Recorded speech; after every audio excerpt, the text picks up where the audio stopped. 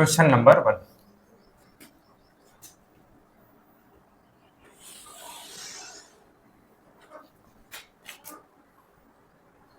This is a circle. There is a point charge at the center of the circle. The value of charge is Q. Listen carefully.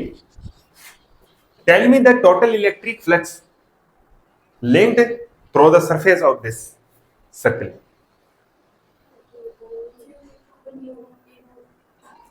Q upon epsilon naught. Okay, you are telling me the total electric flux connected to this circular surface is Q upon epsilon naught. Same यही कह रहे हो? No. Total connected flux to this circle will be 0. Circle कैसी geometry है?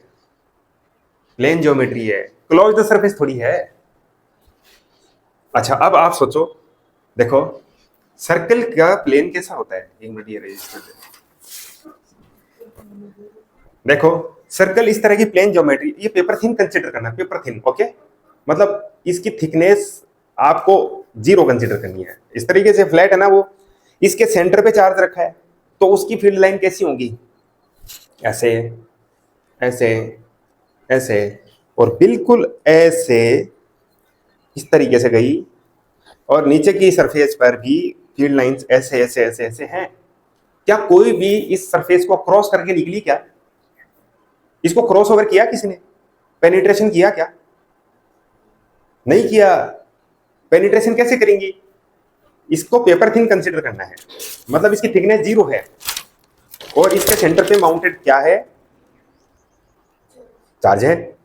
तो उस charge की electric field line इसको पेनिट्रेट कैसे कर सकती है? वो तो सीधी है, इस तरीके से। जो ऊपर से गई वो निकल गई, सरफेस से थोड़ी गई। इधर से निकली वो भी ऐसे निकल गई, सरफेस को क्रॉस थोड़ी किया। नीचे से भी जो जाएगी वो सरफेस को क्रॉस थोड़ी करेगी। एक भी फील्ड लाइन इसको क्रॉस करके पेनिट्रेशन नहीं कर रही है। तो टोटल फ्लक्स लिंकेज कितना हुआ? 0 हुआ। ठीक है, अब देखो, ये है स्फीयर। क्या ये स्फीयर? इसके सेंटर पर एक पॉइंट चार्ज है Q, और इस स्फीयर से लिंक्ड टोटल फ्लक्स क्या होगा? बता दो।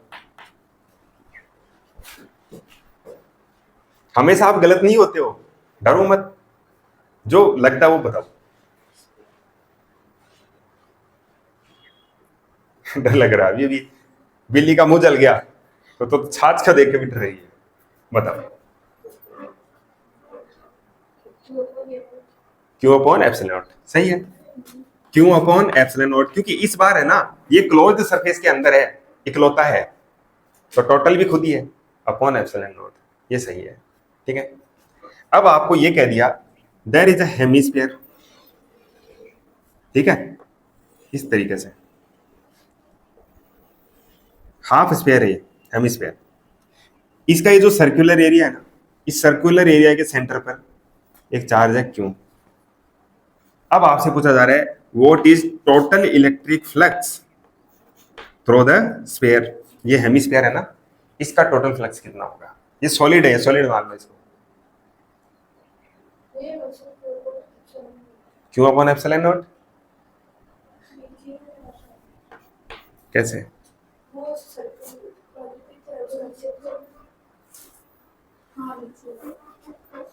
ये सर्कुलर सरफेस है और नीचे की तरफ आधा स्फीयर है। ठीक है, ये इसके नीचे नीचे सर्कल है, ये चार्ज है, तो ये इसके लेवल के। अब इसका जो टोटल 3D स्पेस है ना, ये 2 पार्ट्स में सब डिवाइड हो रहा है। एक पार्ट में तो स्फीयर है, हेमिस्फीयर है, और एक पार्ट खुला पड़ा है।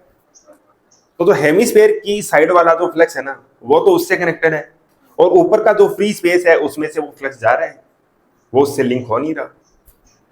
बताओ, इसके 3D स्पेस में से ये कितना परसेंट स्पेस कवर कर रहा है? ये हेमिस्फीयर 50% कर रहा है कवर। अगर ऐसा का ऐसा एक हेमिस्फीयर ऊपर और रख दो तो ये पूरा, ये केस नहीं बनता क्या फिर? तो मैंने ये किया कि इसी हेमिस्फीयर को आधा काट के फेंक दिया, तो ऊपर का एरिया है ना 50%, वो खाली, उसका फ्लक्स ये है बाहर लीक हो रहा है, और इस सरफेस से जो निकलेगा वो पेनिट्रेट करके वो इसका फ्लक्स हो गया। तो 50% ऑफ टोटल फ्लक्स, और इसने टोटल फ्लक्स कितना प्रोड्यूस किया, इसका टोटल फ्लक्स प्रोडक्शन है क्यू अपॉन एप्सिलॉन नॉट, और हाफ इसका क्या हो गया, कनेक्ट हो गया, तो half of total produce flux. आई समझ में? आगे चलें। एक पैरेललोग्राम, इसके डायगोनल्स का क्रॉस सेक्शन है।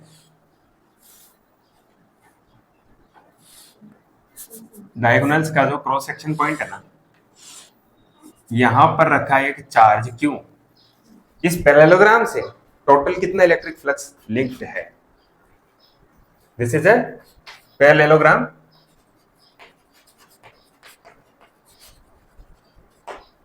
with charge q pointed located at its center। इसका टोटल कनेक्टेड फ्लक्स कितना होगा?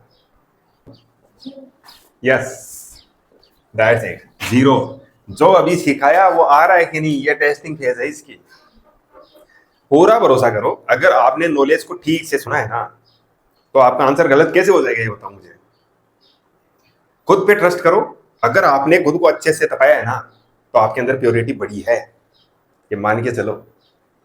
अब ऐसे क्वेश्चन दोबारा मूड फोड़ी करने पे आएंगे ना, तुमको 5 सेकंड लगेंगे। अब मैं ले रहा हूं क्यूब पर based questions, cube based questions.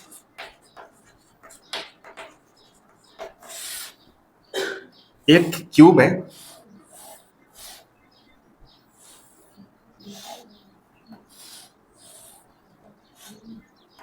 ये क्यूब है, और एक पॉइंट चार्ज है इसके सेंटर पे रखा है, Q charge at its centre. इस क्यूब का टोटल फ्लक्स कितना है? 5 क्यूब का टोटल फ्लक्स कितना है बताइए? That's it, Q upon epsilon not. मतलब इस क्यू चार्ज का जो टोटल फ्लक्स प्रोडक्शन है, that is totally passing through this cube. ठीक, मुझे कोई दिक्कत नहीं है इसमें। अब मेरा सवाल ये है, what is electric flux through each face of the cube? Cube के हर एक फेस से कितना फ्लक्स कनेक्ट हो रहा है बताइए?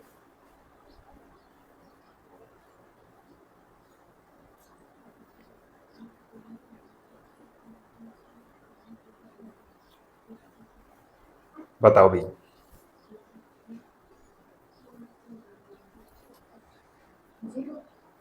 जीरो कैसे हो जाएगा? अच्छा एक बात बता, ये कमरा एक क्यूब है, इसका ये सेंटर है, ठीक है, यहां पर मैंने एक लैंप लगा दिया, तो पूरे के पूरे कितने फेस है इसके? 1 2 3 4 5 6, 6 फेस पर लाइट इक्वल इक्वल नहीं पड़ेगी क्या? तो हर एक फेस पर कितनी लाइट पड़ी बताओ? क्या 6? That's your answer. तो टोटल जितना फ्लक्स प्रोड्यूस हुआ है ना, वो 6 पार्ट्स में डिवाइड होकर हर एक फेस पे जा रहा है कि नहीं जा रहा? 1/6 of total flux is received by each of the face of the cube. आई बात समझ में?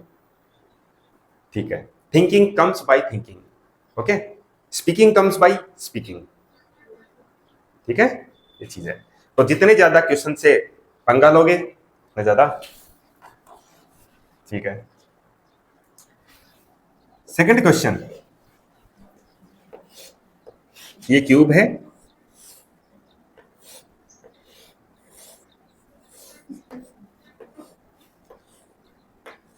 इस क्यूब के एक फेस में चार्ज माउंटेड है, क्यों? कहीं पर भी है, सेंटर को जरूरी नहीं है। Result will be the same for this type of question if A point charge is mounted in either of its faces, ठीक है। तो मैं कह रहा हूं total flux through the cube, इस क्यूब के टोटल फ्लक्स का वैल्यू क्या होगा? Q upon epsilon not. आप कह रहे हो क्यू अपॉन 2 एप्सिलॉन नॉट, क्या मैं सही सुन रहा हूं? हाँ, यही कह रहे हो? सही है। सही कैसे है? मान देखो, दीवारों की मोटाई नहीं मानती है आपको। Suppose the walls of this room are paper thin, ultra thin, और से इनफिनिटेसिमली थिन। तो मैं कह रहा हूं एक दीवार के अंदर आपने लैंप लगा दिया, तो देखो इस स्पेस में आपने लैंप लगाया ना, तो आप देखो इसके चारों तरफ का स्पेस है, इस वॉल से एक तो आ गया इस तरफ और बाकी का रह गया इस तरफ। इस तरफ तो आपको मिल रहा है ये पूरा का पूरा रूम, ठीक है, और इस दीवार की इधर क्या है, सराउंडिंग है, बाहर चला गया। तो क्यूब की दीवारों में से जिस, ये जो क्यूब की दीवारें हैं, इससे जो टोटल फ्लक्स लिंक होगा वो इसका 50% ही होगा, और बाकी का 50% इधर गया, ये दीवार के बाहर है, ठीक है। तो 50% एस्केप कर गया, 50% क्यूब के अंदर से अलग अलग फेसेस से निकल रहा है। तो ये लॉजिक है। हाँ, अब ये दीवार में कहीं भी लगा हो 50% बाहर जाना ही है और 50% क्यूब के अंदर आएगा। अब मेरा क्वेश्चन ये है, जिस फेस में ये लगा हुआ है उस फेस का कितना फ्लक्स है? सेम फेस, जिस फेस में ये चार्ज माउंटेड है उस फेस का flux linkage Q upon epsilon not. जिस फेस में ये लगा है, यानी कि जिस फेस में ये लगा है, यानी कि जिस फेस में ये लगा है उसमें कोई कंट्रीब्यूशन नहीं होता है, हो ही नहीं सकता है, समझ गए ना? जीरो होगा।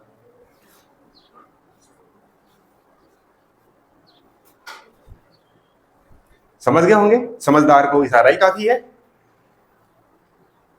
तो हमने ऐसा पंगा पहले कर लिया है, तो बार बार ठोकरें नहीं खानी है। Okay, now the question becomes, here is a cube with a point charge mounted at one of its edge में है। My question is that what is total flux through the cube? इस क्यूब से total flux कितना link हो रहा है ये बताइए।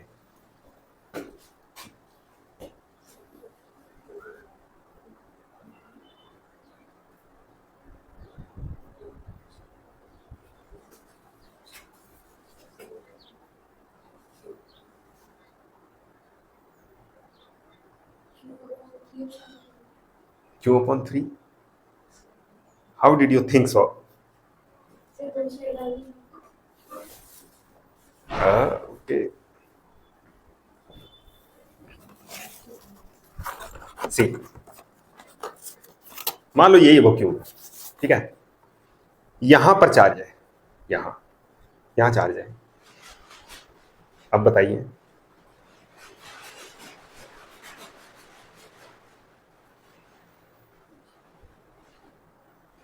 यहां चार्ज है, तो एक बात बताओ, इसके ऑल अराउंड जो 3D स्पेस है इसका, ये वाला बॉक्स, ये क्यूब, उसका कितना परसेंट कवर कर रहा है?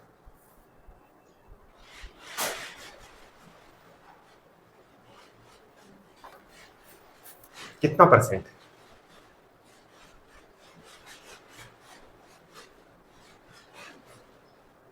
अच्छा छोड़, एक लॉजिक और लगाते हैं। यहां पर ये चार्ज रखा है, एक साइड में तो ये क्यूब है, ऐसे मेरे पास बहुत सारे क्यूब पड़े हैं। मैं कितने क्यूब एडजस्ट करूं कि इसका पूरा 3D स्पेस है वो क्लोज हो जाए?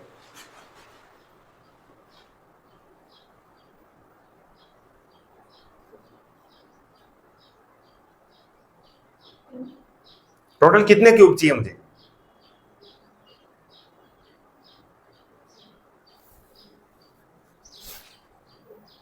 चलो इधर देखो, यहां चार्ज है ना, अगर मैं ऐसा ही एक डब्बा और यहां रख दूं तो ये चार्ज यहां है, नीचे का स्पेस तो इसका पूरा ऑक्यूपाई हो गया। अब ऊपर का खाली पड़ा है, एक डब्बा यहां रखूंगा, एक इसके ऊपर रखूंगा। 4 डब्बे अगर ऐसे अरेंज हो गए यहां, तो चारों से ये चार्ज है ना, बोलो क्लोज हो गया कि नहीं हो गया अभी? और चारों के इसके लिए एक जैसे ही है ना? जिस तरह से एक कोना ये कवर कर रहा है, वैसे एक कॉर्नर इससे कवर होगा, और वैसा ही एक कॉर्नर इससे कवर होगा, वैसा ही एक कॉर्नर इससे कवर होगा, फिर एक बड़ा क्यूब बन जाएगा और ये उसके सेंटर पे आ जाएगा, ठीक है। और हर एक क्यूब इसके 3D स्पेस का 1/4 कवर करेगा, तो इसका फ्लक्स भी तो उससे 1/4 कवर होगा कि नहीं? समझे या नहीं समझे? नहीं समझे? समझाता हूं। ऐसा ही एक क्यूब इधर रख दिया,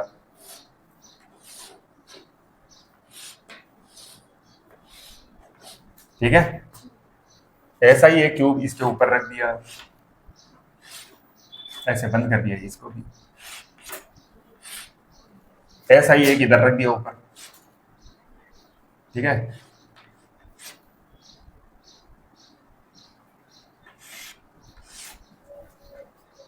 अब एक बड़ा क्यूब बनेगा चारों से, और ये उस बड़े क्यूब के सेंटर पे नहीं है क्या, है ना। तो इसका जितना भी है 1/4 तो इससे जाएगा, 1/4 इससे, 1/4 इससे और 1/4 इससे, है ना। 4 टाइम्स 1/4 टोटल क्या हो गया? 1 क्यूब आई एप्सिलॉन नॉट। समझे? तो इस क्यूब से, जिसके एज पे ये लगा है, उस क्यूब से 1 और 1/4 ऑफ इट से टोटल प्रोड्यूस फ्लक्स पास होगा। अब मैं कह रहा हूं जिस कॉर्नर, जिस एज में ये लगा है ना, उस एज से दो फेसेस लगे हुए हैं, इन दोनों फेसेस से कितना फ्लक्स जाएगा?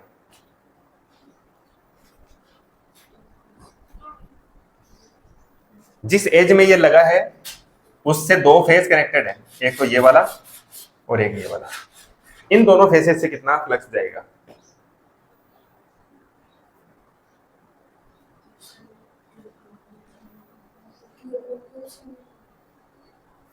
Zero, zero.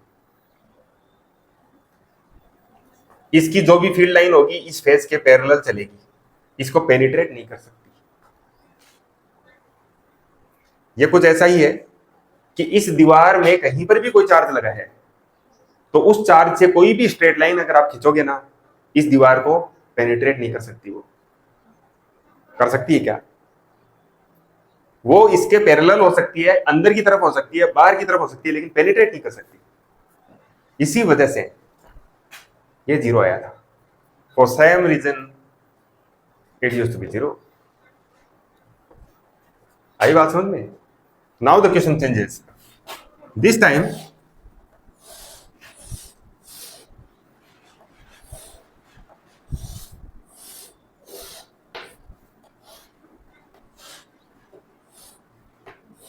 This time, a point charge is here at one of its 8 corners. There is a point charge Q. What is total electric flux through the tube shown to you? 1/4? 1/3? कैसे, समझाओ जरा मुझे। अच्छा एक काम करो, ऐसे ही आपको कितने क्यूब चाहिए, आप इसे क्लोज्ड सरफेस में पैक कर दो। कितने क्यूब की जरूरत है? जिस कमरे में आप बैठे हो उसके इस कॉर्नर पे उस चार्ज को मान लो। अब आपको कितने कमरे इसके साथ लगाने पड़ेंगे कि क्लोज्ड सरफेस में पैक हो जाए?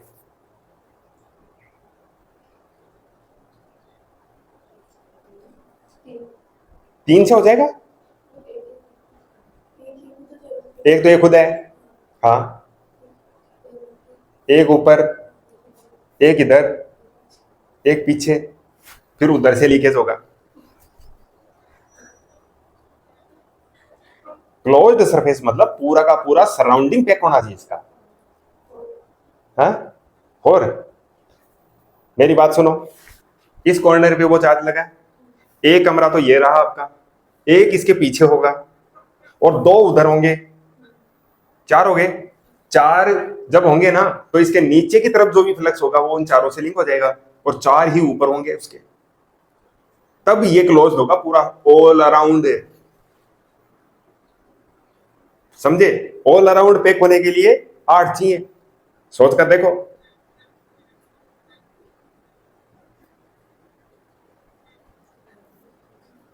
नहीं समझे? देखो इधर, ये ना, यहाँ पर चार्ज है, यहाँ पर चार्ज है। मैं चौक को इसमें फिट करने की कोशिश करता हूँ। ये लो जी, ये इसके इस कॉर्नर पे है, ठीक है। अब और चौक के डब्बे लेके आओ, एक यहाँ लगा दिया, ऐसे पैक हो गया, दो इधर लगा दिए, ठीक है, ये पूरा पैक हो गया। अभी भी ऊपर से आप इसे टच कर सकते हो, ये ऊपर से खुला पड़ा है। एक यहाँ ऊपर रख दिया, पांचवा, छठा यहाँ रख दिया, सातवां यहाँ, आठवां यहाँ। अब एक बड़ा क्यूब बनेगा और ये उसके सेंटर पे होगा और ऑल अराउंड क्लोज भी हो गया। अब आठों क्यूब्स के अंदर से ये इसके ज्योमेट्रिक सेंटर पे आ गया, तो आठों में से इक्वल इक्वल फ्लक्स लीक होगा कि नहीं? तो अकेले में से कितना हो गया? 1/8। अब समझे क्या? पक्का? पक्का या फिर अरे बहुत हो गया, आप तो समझ जाते हैं, ऐसे भी हो जाता है। तो फिर इस क्यूब से आ जाएगा 1/8 of cube I epsilon not. आई बात समझ में? इस तरह के क्वेश्चन है। अब एक सवाल है आपकी एनसीईआरटी के अंदर, एग्जांपल है शायद 1/4, एग्जांपल नहीं है, एंड चैप्टर प्रॉब्लम में है। ये क्वेश्चन ये है, ये एक स्क्वायर है, एक स्क्वायर है, ये मान लो कोई स्क्वायर इस तरह से है,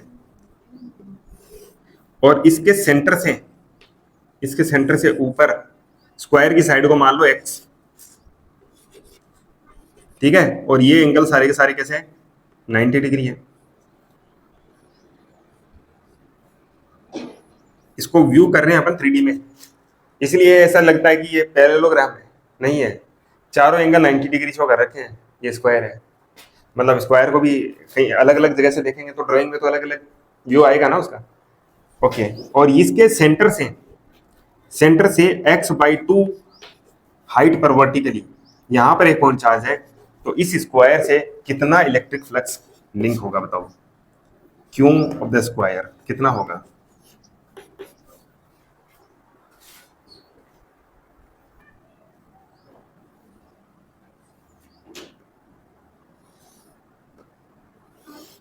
इस तरह से क्यूब बना दो, इसको बंद करिए।